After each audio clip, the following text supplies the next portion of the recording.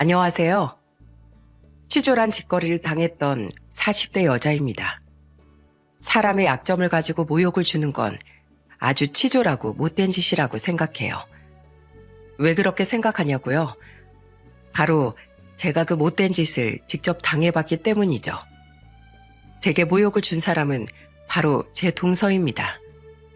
안 보고 산지 오래됐지만 최근 그 동서의 소식을 오랜만에 듣게 됐어요. 덕분에 오래전 당시의 일이 간만에 생각나더라고요. 그때 제게 무슨 일이 있었는지, 그리고 심보를 고약하게 쓴 동서의 말로가 어떤지에 대해 지금부터 이야기해보겠습니다. 저는 지방 시골 출신이고 남편은 경기도권에서 나고 자랐어요. 친정이 굉장히 가난했기에 오빠와 저는 대학을 가지 않고 일찌감치 생활전선에 뛰어들었죠. 오빠는 고향 근처 도시로 상경해 갖가지 알바를 했고 일이 잘 풀려 지금은 자기 가게를 하며 부모님을 모시고 살고 있습니다. 천사 같은 새언니를 만나 오빠는 지금 행복한 두 아이의 아빠가 되어 있어요. 반면 저는 경기도의 한 공장 생산직으로 취업했습니다. 일밖에 모르고 살다가 공장에서 함께 일하던 동료의 소개로 인해 근처 중소기업을 다니던 남편을 만나게 된 거죠. 시댁 또한 형편이 좋지 않았기에 우린 각자 모은 돈과 대출을 껴서 방 2개짜리 작은 집을 얻어 신혼을 시작했습니다. 그리고 그곳에서 2 아들을 낳아 기르며 소소한 행복을 쌓아나갔습니다. 남편은 성실하고 좋은 사람이었지만 시부와 시동생은 시댁의 골칫거리더군요. 시댁이 가난해진 이유도 바로 2 사람 때문이었죠. 시부와 시동생은 소위 말하는 깡패 출신이었거든요. 시동생은 금융업에 종사한다더니 알고 보니 사채로 돈놀이를 하던 사람이더라고요. 시부는 제가 결혼했을 당시 손을 씻고 카센터를 운영하긴 했지만 여전히 어울리는 사람들은 그쪽 사람들인 것 같았습니다. 때문에 시어머니와 막내인 시누이는 그런 2 사람을 굉장히 못마땅해 했었죠. 특히 시어머니는 쌓인 한이 많아 자주 제게 푸념을 하시곤 했어요. 내가 그 2 인간 때문에 평생 경찰서를 얼마나 들락거렸나 모른다. 2 인간 합의금 물어주다가 우리 집도 이렇게 폭삭 망해버린 거 아니니. 아휴, 내가 진즉에 이혼을 했었어야 하는데, 아휴, 내 팔자야. 시동생은 저희가 결혼한 지 3년 뒤 자신도 결혼을 하겠다고 여자를 데려왔습니다. 동서를 난생 처음 본 그날을 저는 아직도 잊지 못해요. 이렇게 말하긴 좀 그렇지만 동서 정말 산티나 보였거든요. 안녕하세요. 아유, 이 코딱지만한 집에 몇 사람이 모여 계신 거예요? 잘 부탁드려요. 김세라입니다. 짧고 딱 달라붙는 검은색 원피스에 새빨간 손발톱, 스타킹도 신지 않은 맨다리와 폭탄을 맞은 듯한 파마머리까지.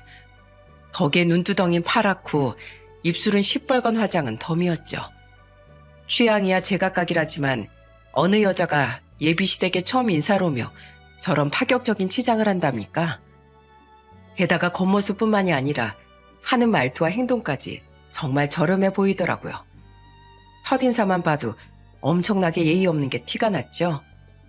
그때 시동생과 시부를 제외한 모든 가족들의 표정이 정말 볼만했습니다.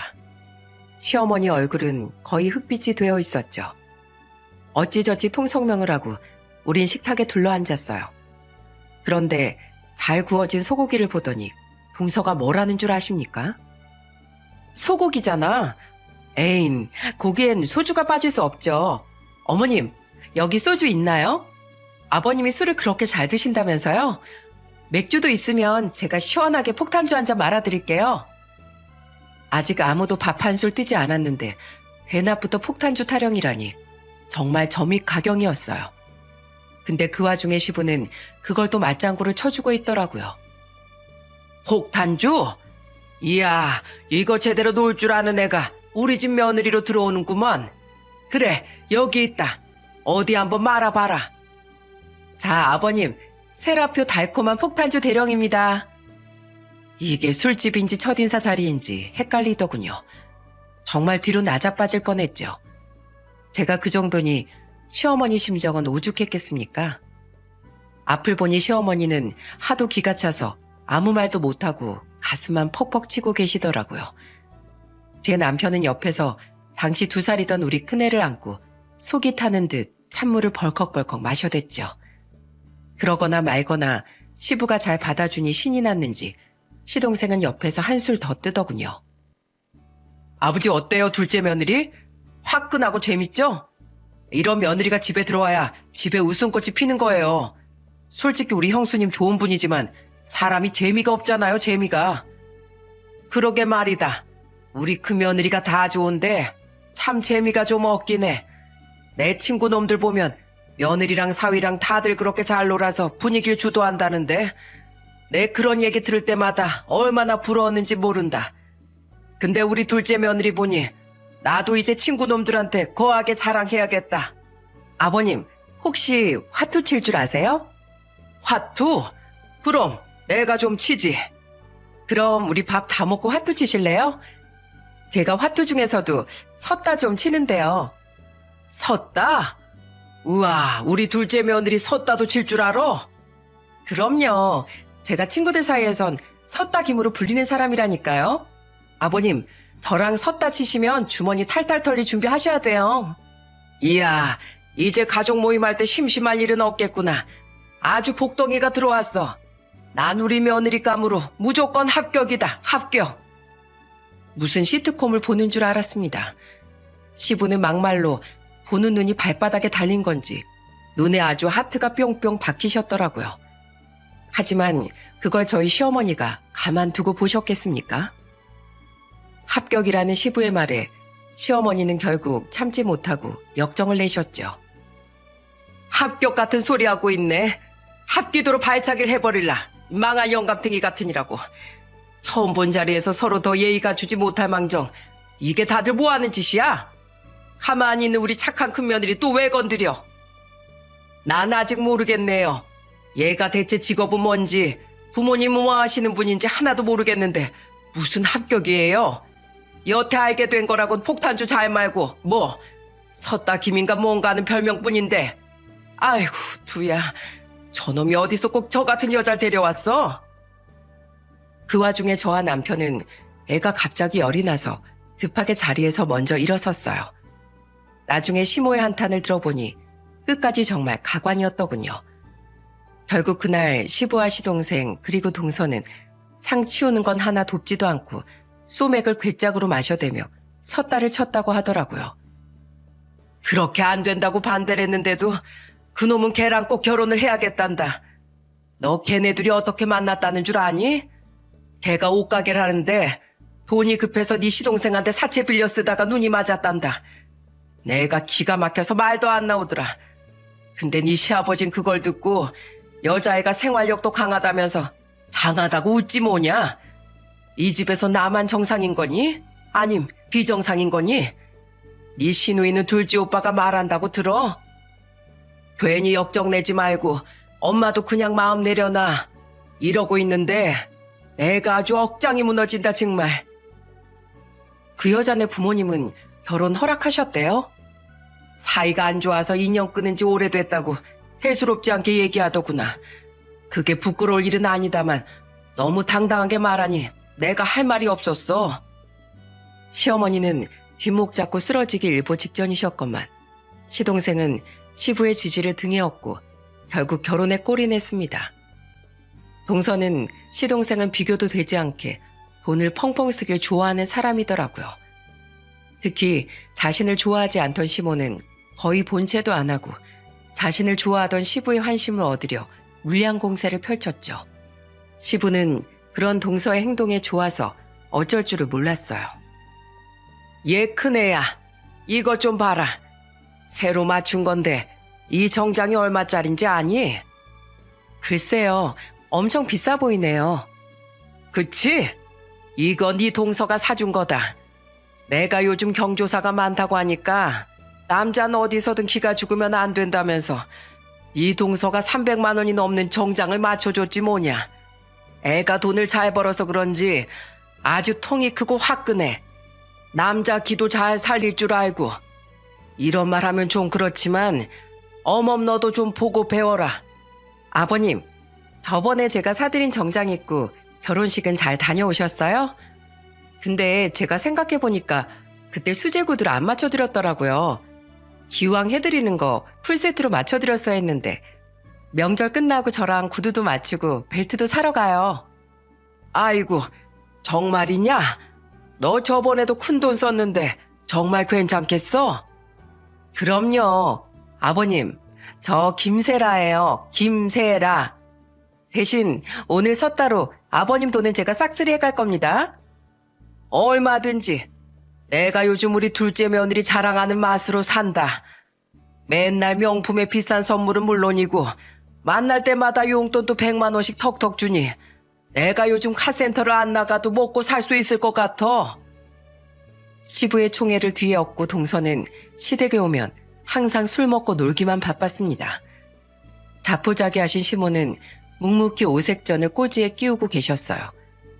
시어머니가 가만히 계시니 처음 몇 번은 참았는데 더는 그 꼴을 제가 못 두고 보겠더군요. 저는 다듬던 콩나물을 내려놓고 동서에게 말했죠. 동서, 좀 너무하지 않아? 제가 뭐가요? 지금 어머님 허리가 굽도록 하루 종일 음식 준비하고 계신 거 안 보여? 우리 아가씨도 이번에 남편 사정 때문에 자기 시댁에 안 가도 돼서 쉴 수 있는 거 가족들 음식하는 거 돕겠다고 명절 전날부터 여기 와 있잖아. 내 남편도 둘째 낳고 이제 막 몸푼 나도 열심히 일하고 있는데 동선 오자마자 왼종일 뭐 했어? 술 마시고 아버님이랑 서방님이랑 섰다나 치고 코 골고 낮잠 자고 해도 너무하잖아. 아버님하고 서방님도 그래요. 어머님 요새 허리 건강 안 좋으신 거 뻔히 알면서 어떻게 손 하나를 안 거드세요? 이건 도리가 아니죠. 형님도 참, 평소에 힘들게 일하는 사람들 명절에라도 좀 쉬게 해주면 어디 덧나요? 솔직히 전 아주버님이 저렇게 앉아서 음식 돕는 것도 이해 안 가네요. 형님이야 둘째 낳고 애들 본다고 회사 그만두고 집구석에 눌러 앉으셨지만 어머님이랑 아가씨랑 형님 빼곤 다 여기 일하는 사람밖에 없잖아요. 너무 놀부신 뿌시다. 놀부 아내처럼 주걱으로 동서볼에 밥을 좀 찰싹 붙여줘? 내가 회사 그만두기 전엔 언제 일 안 한 적 있어? 아버님, 여기 시금치 가져가서 다듬으시고요. 서방님은 어머님 옆에서 동그랑땡부터 붙이세요. 그리고 동서는 여기 담긴 멸치 가져가서 똥대. 아버님이 먼저 움직이셔야 서방님하고 동서도 마지 못해서라도 같이 하죠. 아무도 안 한다고 하면 저 우리 가족이랑 같이 어머님 아가씨 데리고 그냥 놀러가 버릴 거예요. 아버님 조상님께 올릴 명절 제사상 어디 아버님 손으로 직접 차려보실래요? 아이고, 알았어. 우리 큰며느리 무서워서 어디 살겠냐. 얘 둘째야, 후딱 가서 돕고 마저 놀자. 에이, 한창 재밌었는데. 빨리 안 와, 동서? 알았어요. 간다고요. 우리 큰며느리가 속 시원하게 말 한 번 잘한다. 아유, 묵은 채증이 다 내려가는구나. 제가 어른이 시아버지께 건방졌다고 말씀하실 수도 있을 겁니다. 솔직히 저야 눈 딱 감고 시댁에 발길 끊으면 그만이지만 저는 평생 고생하고 사셨던 시어머니가 안쓰러워서 차마 그럴 수가 없더라고요. 저까지 가만히 있으면 다들 시어머니를 우습게 볼 것이 뻔했죠. 그렇게 저는 결국 악역을 자처하고 총대를 맨 거예요. 이후로도 저는 동서가 예의 없는 행동을 할 때나 술 먹고 들어누워만 있으면 따끔하게 한 소리를 했습니다. 동서는 그런 제가 싫었는지 언제부턴가 저를 보면 시비를 걸더군요. 형님, 아버님 생신 선물로 뭐 사셨어요? 아버님 운동화가 많이 해진 것 같아서 아울렛에서 운동화 하나 샀어. 얼마짜린데요? 10만 원 중반대로 줬어. 애들이 빨리 커야 나도 얼른 다시 일을 나갈 텐데 애들 아빠 외벌이라 형편이 넉넉지가 않네. 애게 겨우 10만 원 중반대요? 아버님이 이러니까 밖에서 큰아들 큰며느리 자랑은 못하시죠. 저는 고급 시계랑 한정식집 예약해놨는데 너무 비교되네요. 선물은 정성이지. 동서야 돈 잘 벌어서 그 비싼 선물을 살 수 있었겠지만 우리한텐 이 정도가 우리가 할 수 있는 최선이었어. 사정 다 아시면서도 아버님이 서운해하시면 그건 어쩔 수 없고. 아무튼 그럼 동서 덕분에 우리도 한정식 고맙게 얻어먹을게. 하지만 안타깝게도 동서의 시비는 제게 큰 타격을 주지 못했어요. 도리어 대화가 끝나면 항상 분해하는 건 동서였죠. 저는 수준이 안 맞는 사람 말은 어울려줄 가치가 없다고 생각하는 사람이었거든요. 그렇게 저는 동서가 마음에 안 들고 동서는 제가 고가워서 어쩔 줄 모르니 자연히 우리 사이는 갈수록 멀어져 갔습니다. 남편과 시동생도 원래 친하지 않았기에 우리는 시댁 모임에서 서로 고개만 까딱이는 정도의 사이가 되었죠. 둘째가 오고 나선 집안이 아예 둘로 갈라지는 것 같구나. 원래 우리 집이 이 정도는 아니었는데 걔가 오고 나선 아예 네 시애비랑 시동생은 걔 편만 들고 난 걔 하는 꼴이 너무 보기 싫고 네 시누이는 네 시동생 부부 꼴을 아예 보기도 싫다며 요즘엔 집에 오지도 않고 집안 꼴이 아주 말이 아니야. 시부모님 또한 사이가 전보다 더 멀어지셨습니다. 그렇게 시댁이 어수선하던 와중 우리에겐 아주 큰 불행이 닥치고 말았어요. 결혼생활 7년 뒤 회사에서 건강검진을 받았던 남편이 재검과 정밀검사 끝에 그만 위암 3기 판정을 받고 말았거든요. 다 내 탓이야, 여보. 내가 애들이 어렸어도 어떻게든 그냥 맞벌이를 했어야 하는데 당신 혼자 저녁엔 대리운전까지 뛰다가 이렇게 몸이 상한 거야. 미안해, 여보. 당신이 왜 미안해? 난 가장이잖아. 그리고 당신이 집에서 놀았어? 애들 돌보고 집안일하면서 부엌까지 계속했잖아. 당신 아니었으면 우리 집안 이 정도까지 굴러가지도 못했어. 우린 서로 고생한 위치가 달랐을 뿐이야. 그러니까 나한테 전혀 미안해할 필요 없어. 좀 찾아보니까 3기였어도 완치되는 사람도 있다더라. 나 꼭 나올 테니까 나 믿고 절대 아무 걱정하지 마, 여보. 저는 충격과 슬픔으로 정신을 차리지 못하고 있는데 정작 당사자인 남편은 저를 위로해 주기까지 하더군요. 저는 남편의 말에 이를 악물고 힘을 냈어요. 아이고, 내 아들. 혹시라도 수술하다 잘못되면 어떡하니? 엄마 걱정 마. 오빠 강한 사람이잖아. 맞아요, 장모님. 다 잘 될 거예요. 그래, 여보. 딸이랑 사위 말 들어. 암 걸린다고 다 죽나? 사람 목숨 생각보다 질긴 법이야. 내가 옛날에 삼박질하다 죽을 고비 몇 번 넘겨봐서 알아. 자랑이네요. 당신하고 중연이 걔가 집안을 말아먹지만 않았어도 우리 아들이 이를 2개씩 뛰면서 몸이 저 지경으로 상하진 않았을 거예요. 왜 이럴 때까지 내 탓을 해? 에이, 기분 나빠서 진짜. 어머마, 나 간다. 둘이 둘째 며느리 일하고 있냐? 장사하느라 심심하지? 이 시애비가 놀아주러 가마. 기함을 했습니다.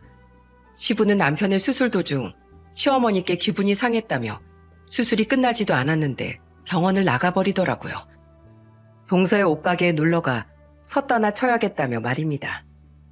시동생과 동서는 아예 수술이 끝날 때까지 일하느라 바쁘다며 코빼기도 보이지 않더군요. 그 둘은 그렇다 치고 원래 저 정도는 아니었던 시부는 그쯤 완전히 동서와 시동생에게 더 나쁜 물이 들어버린 것 같았어요.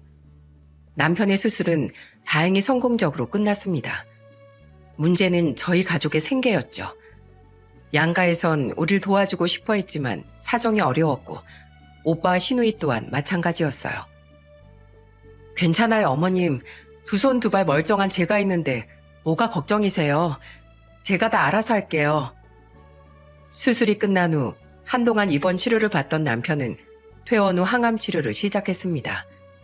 병원비가 만만치 않아 계속 입원해 있을 수가 없었기에 통원 치료를 받다가 항암을 받을 때만 며칠씩 입원하기로 한 거죠. 시모와 친정 부모님께 괜찮다고 이야기했지만 사실 전혀 괜찮지 않았어요. 수술비와 병원비로 이미 너무 많은 돈을 썼고 앞으로도 더 많은 돈을 써야 했으니까요. 암 보험비로 다 충당하기엔 병원비와 내 식구 생활비론 어림도 없었죠. 미안해, 여보. 돈이 많이 모자르지? 모자라긴 당신 아내가 얼마나 알뜰한지 몰라?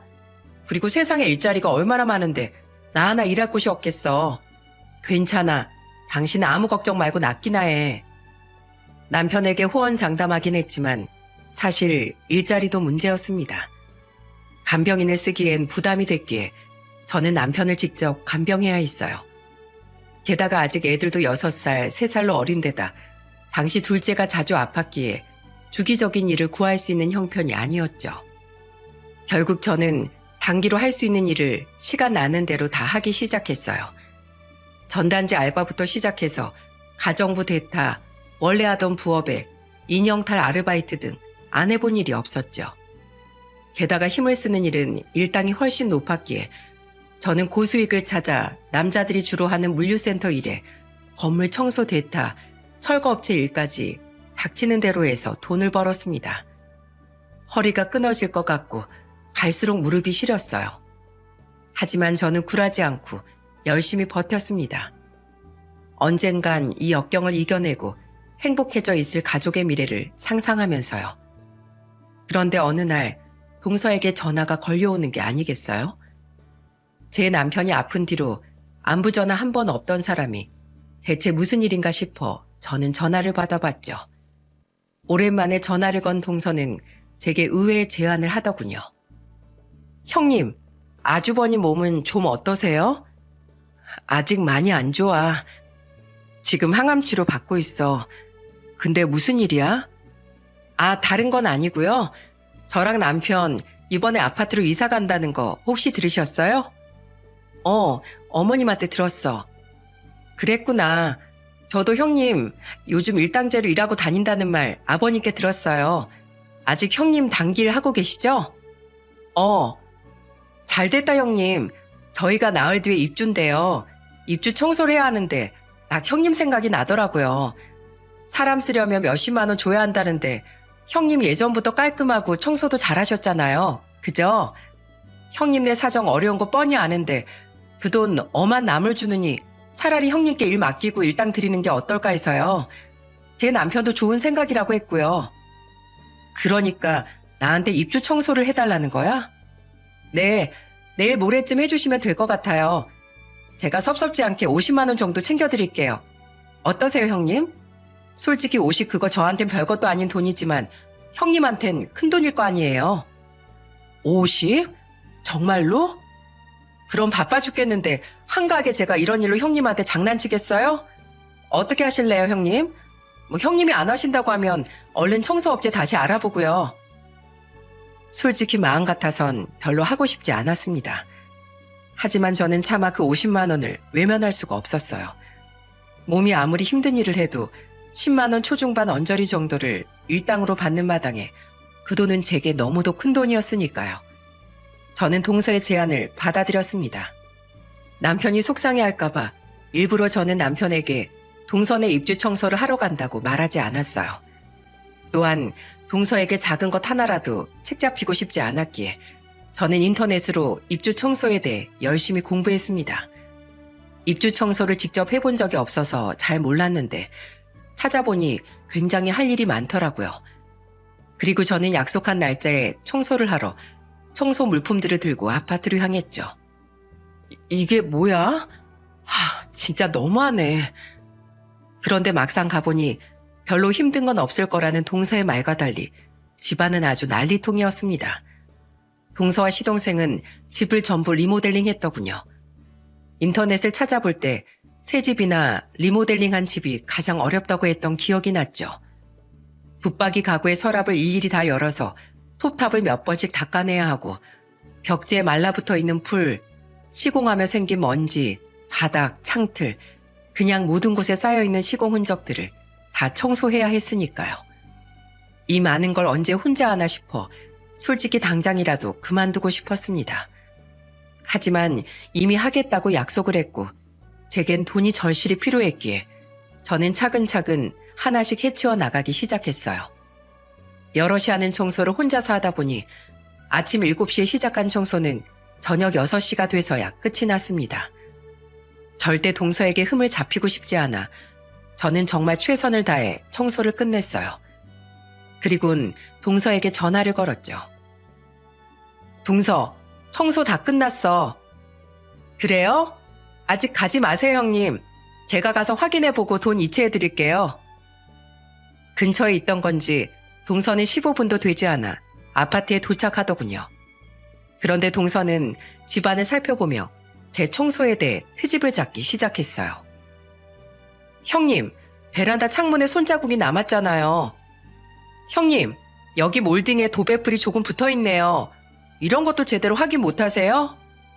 세상에, 브라켓 위에 먼지 좀 봐. 형님, 이거 제대로 닦으신 거 맞아요? 형님, 안방 화장실 세면대에 있는 물자국 안 닦으셨어요? 집안을 꼼꼼히 둘러본 동서는 제 앞에 서서 심드렁하게 팔짱을 끼더군요. 그리고 이어진 동서의 말은 하루 종일 고생했던 저를 너무도 서럽게 만들었죠. 형님, 저 약속한 도 못 드리겠어요. 이게 청소를 한 거예요, 만 거예요? 너무 더럽잖아요. 양심이 있어요, 없어요? 먼지 한 톨 내 눈에 안 보이게 다시 해요. 너무한 거 아니야, 동서? 내가 따라다니면서 동서가 지적한 거 보니까 그래, 손자국은 내가 닫고 문 닫다가 실수했어. 몰딩에 있는 풀도 거기 싹 다 닦았는데 끄트머리에 붙은 게 안 떨어진 걸 내가 못 봤나 봐. 근데 전등 위에 먼지는 아까 다 닦고 그새 딱 몇 개 더 쌓인 게 딱 봐도 뻔하잖아. 세면대 물자국만 해도 그래. 동서가 방금 물을 틀고 잠갔으니까 물방울이 있는 거지. 그 전에 내가 수세미로 얼마나 박박 닦았는지 알아? 애초에 리모델링한 집인데 세면대에 물자국이 있을 리가 없잖아. 혼자 할 만할 거라더니 집을 죄다 리모델링한 건 말하지도 않고. 동서, 나 고생시키려고 일부러 부른 거지? 나 오늘 거의 12시간 동안 최선을 다했어. 그 돈 내가 정당하게 받아야 할 내 일당이야. 얼른 줘. 집주인이 더럽다면 더러운 거지. 뭐 그렇게 말이 많아요? 애초에 그럼 형님이 못한다고 하지 그랬어요. 돈에 혹해서 자기가 덥석 물어놓고서 내 탓은? 그 큰 돈을 그럼 쉽게 벌 수 있을 줄 알았어요? 이 여자가 아주 돈을 꽁으로 벌려고 하네. 안 되겠어요. 청소 잘하는 줄 알고 선심 써서 맡겼더니 역시 아마추어는 아마추어네. 됐고, 내일 업체 불러서 처음부터 다 다시 할 거니까 그렇게 알고 이만 돌아가세요. 그래도 하루 종일 나름대로 열심히 하신 것 같은데 공과 사는 확실해야 하는 거잖아요? 그죠? 죄송하게 됐네요. 그러더니 동서는 저를 향해 대놓고 픽하고 비웃어 보이더라고요. 그 웃음을 보고 설마 했던 제 생각에 확신이 들었습니다.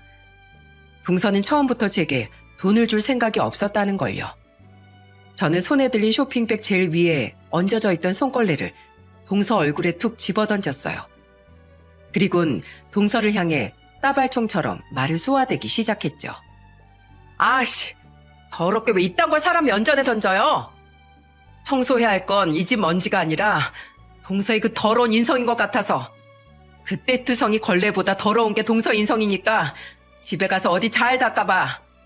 동서, 여태 나한테 앙심 품고 있었구나. 그래서 내가 지금 돈 없고 힘없으니까 그거 이용해서 나한테 복수하려고 일부러 나 부른 거지? 애초에 나한테 돈 줄 생각 따위 없었지? 정당하게 나 물먹일 방법이 없으니까 고작 생각해낸 게 이딴 치졸한 방법이야? 사람 수준 보인다 보여. 자기 시숙이 죽을 병에 걸렸는데 병문안 한 번을 안 오더니 형편 어려운 걸 이용해서 고작 한다는 게 이딴 짓이야? 네가 인간이니? 형이 암에 걸렸어도 얼굴 한 번 안 들이미는 네 남편이나 너나 참 수준 똑같은 것들끼리 만났다. 혹시 동서 일하는 직원들한테도 이렇게 돈 가지고 갑질해? 아니, 하겠지. 나한테도 이러는데 안 봐도 훤하다. 내가 예언 하나 할까? 그딴 식으로 살다간 언젠가 동서 주위에 있는 사람들한테 크게 뒤통수 맞을 일이 있을 거야. 그 사람들이 문제가 아니라 동서는 부처님도 자기 적으로 만들 인간이거든. 사돈 낱말하시네. 그러는 형님이야말로 평소에 저한테 잘하지 그랬어요. 그럼 제가 이런 짓도 안 했죠. 엄한 짓으로 자기 무덤 판 건 바로 형님이에요. 지 성격도 더러운 게 어따 대고 지적질이야. 전 예전부터 형님 그 남 가르치려는 태도 진짜 싫었어요. 아우 재수없어. 거봐, 자기 입으로 인정하네. 나한테 복수하려고 일부러 이런 거라고. 그리고 나라고 다 큰 인간한테 이래라 저래라 하고 싶었겠어? 인간이 덜 됐으니 그렇게라도 인간구실하라고 시킨 거지. 됐고, 난 더 이상 동서랑 이딴 얘기로 입씨름하고 싶지 않아. 이런 유치하고 치졸한 동서 행동에 놀아나 주는 건 이번이 마지막이야. 난 앞으로 동서 안 볼 거니까. 부디 앞으로 서방님이랑 둘이 애 낳지 말고 잘 살아. 괜히 불쌍한 애 낳아서 니들 같은 한심한 부모 두게 하지 말고. 뭐야? 이게 보자 하니까? 너 진짜 내 주먹 맛 좀 볼래? 너야말로 빗자루로 좀 맞아볼래? 아니면 유리창 세정제 좀 눈 아래 뿌려줘? 눈에 뭐라도 좀 베게? 결국 동서는 갖은 쌍욕을 하며 제게 달려들려고 하더라고요. 하지만 제 손에 들린 쇼핑백엔 이성 잃은 불려오른 물리질 청소도구가 가득했죠. 제가 빗자루를 번쩍 집어들자 동서는 순간 몸을 움츠리더군요. 저는 확 그냥 하고 소리치며 그대로 그 집을 나와버렸습니다. 강한 척했지만 사실 너무 서러웠어요. 버스를 타고 집에 오는 내내 눈물이 멈추지 않더라고요. 그런데 그 와중에 동서는 제게 30만 원을 보냈더군요. 그리고는 제게 이런 문자를 남겼어요. 다는 못 주겠고 인생이 불쌍해서 제가 30만 원은 보냈어요. 그냥 적선하는 셈 치려고요. 그러니까 이 돈으로 아껴서 어디 한번 잘 살아보세요. 약이 오른 동서의 마지막 발악이었겠죠. 저를 어떻게든 약 올리려고요. 솔직히 마음 같아선 당장 돌려보내고 싶었지만 제겐 그 돈이 절실했기에 그러지 못했어요. 그리곤 고작 한다고 한 게 일단 시덥지 않은 답장뿐이었습니다. 물론 받은 동서는 바짝 약이 올랐겠지만은요. 동서도 나한테 아낀 20만 원으로 부귀 영화 누리면서 살아. 그리고 아까 말하려고 했는데 앞니에 립스틱 묻었더라. 내가 던지고 온 손걸레로 좀 닦아. 하도 울어서 기진맥진한 채로 저는 집에 돌아갔습니다. 남편이 걱정할까봐 문 앞에서 황급히 얼굴을 정돈한 뒤 말이죠. 그래도 눈이 부은 게 티가 났는지 남편은 제게 아무것도 묻지 않았어요. 힘없이 다녀왔다고 인사하는 저를 물끄러미 바라보던 남편은 저를 가만히 안아주었습니다. 오늘은 청소일하고 온 거야? 힘들었겠다. 여보, 조금만 기다려. 내가 빨리 나와서 반드시 당신 호강시켜줄게. 정말 고생 많았어. 가뜩이나 아픈 남편의 마음까지 아프게 하고 싶지 않았기에 저는 끝까지 남편에게 그날 일을 말하지 않았습니다. 하지만 남편의 따뜻한 품과 말로 충분히 위로받을 수 있었죠. 그 뒤 저는 동서와 시동생과 완전히 교류를 끊었습니다. 명절이나 가족 행사 때 그들을 마주치고 싶지 않아 저는 시어머니께만 당시의 일을 전해드렸어요. 시어머니는 경악을 하며 저를 위로해 주셨죠. 어차피 아범도 아픈데 굳이 명절 맞춰서 올 필요 없다. 나도 자주 들를 테니까 넌 걔네들 때문에 괜히 스트레스 받지 말고 마음 편한 대로 하려무나. 제가 시동생 부부를 피하자 남편 또한 무슨 일이 있었구나 하고 짐작하는 것 같더군요. 하지만 남편은 제게 아무것도 묻지 않았죠. 이후 남편은 계속해서 투병 생활을 했습니다. 솔직히 암 3기는 살 가능성이 적다는 말에 하루하루 무서웠지만 다행히 남편은 조금씩 호전되고 있었어요. 저는 큰애가 초등학교에 들어가면서부터 5살 된 둘째를 어린이집에 맡기고 공장 생산직으로 다시 재취업을 하게 되었습니다. 감사하게도 시어머니가 거의 저희 집에 머물며 남편과 애들을 돌봐주셨거든요. 내가 아범 암 판정받기 직전에 다친 허리가 조금만 빨리 나았어도 더 일찍 도와줄 수 있었을 텐데 너무 늦게 도와줘서 미안하다 어머마. 아니에요. 지금이라도 도와주셔서 너무 감사하죠. 근데 어머님, 여기서 계속 이렇게 지내셔도 괜찮아요? 아버님이 뭐라고 안 하세요? 그 양반이랑 난 이제 같은 집에 있어도 한마디도 안 해. 게다가 가끔씩 그 양반 보러 온다고 오는 둘째네 얼굴 보기 싫어서라도 난 이 집이 훨씬 좋다. 근데 이 좁은 집에 괜히 내가 와 있어서 너희가 불편하지 않니? 그런 말씀 마세요.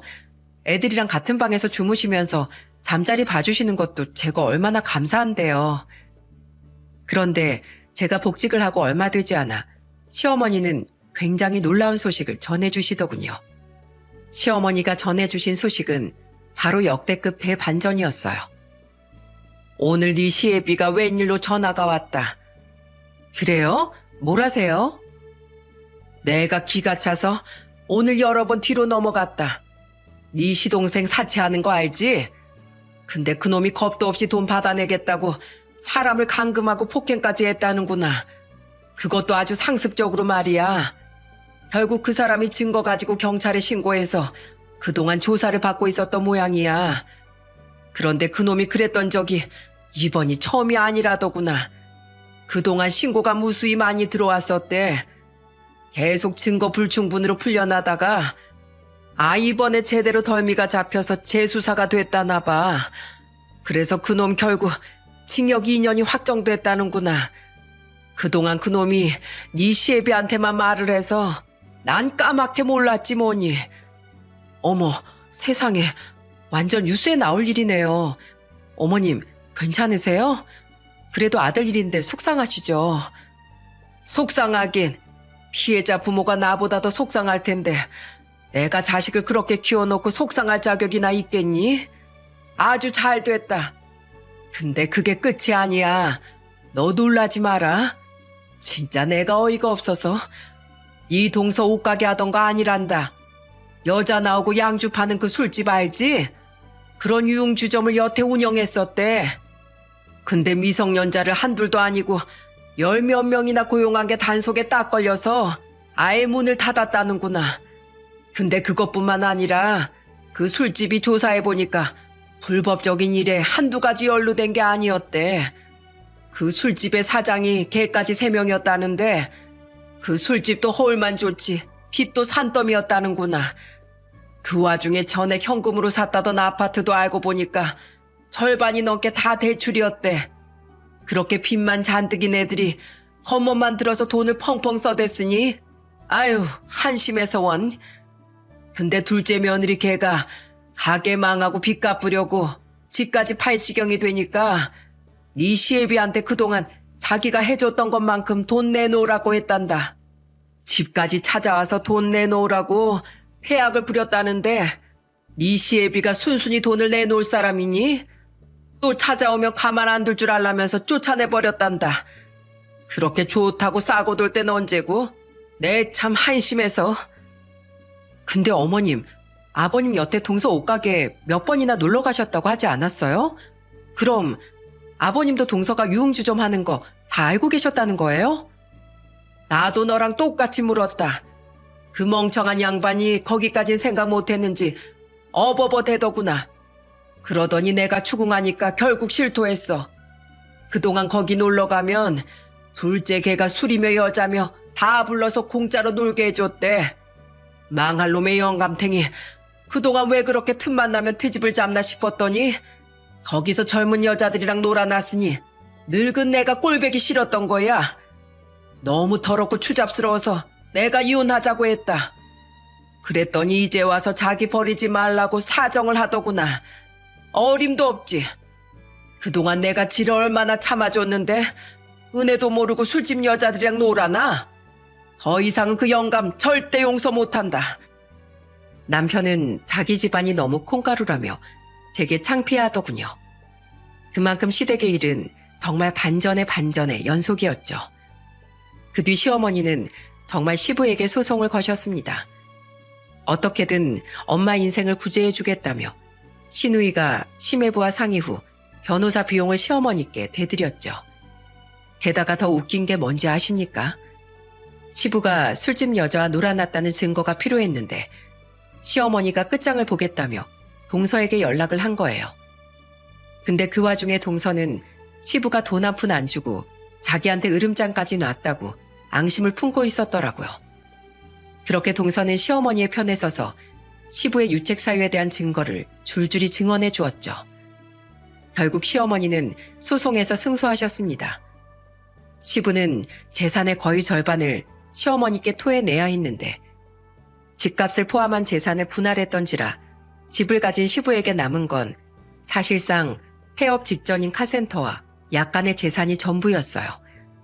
그제야 시부는 외롭다며 우리와 시누이에게 연락을 해댔지만 자식들의 반응은 싸늘했죠.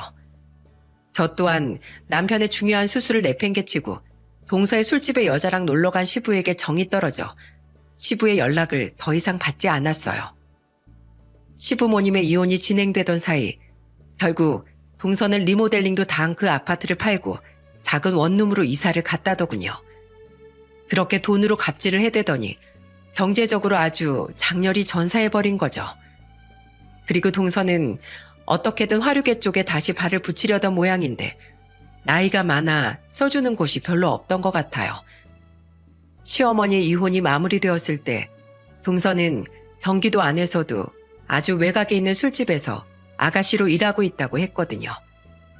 차라리 식당 일이라도 구할 것이지 곧 죽어도 건전한 일은 적성에 맞지 않았었나 봐요.